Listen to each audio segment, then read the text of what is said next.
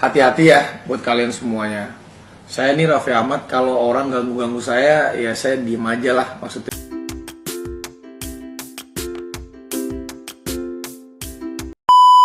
Bahtera rumah tangga Raffi Ahmad dan Nagita Slavina selalu saja jadi sorotan warganet.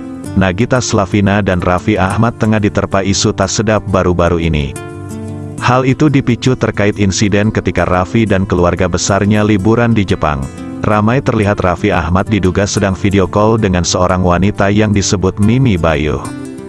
Rumah tangga Raffi dengan Nagita memang kerap diterpa kabar miring.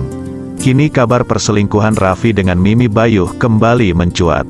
Awal mula perselingkuhan keduanya kembali mencuat karena ada seorang fans yang merekam momen pertemuannya dengan Raffi.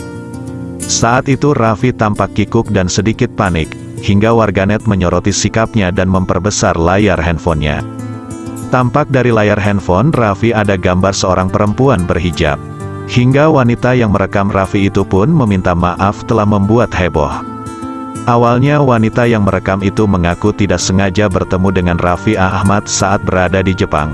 Lantaran merasa senang, ia pun langsung merekamnya tanpa mengetahui apa yang sedang dilakukan oleh suami Nagita saat itu.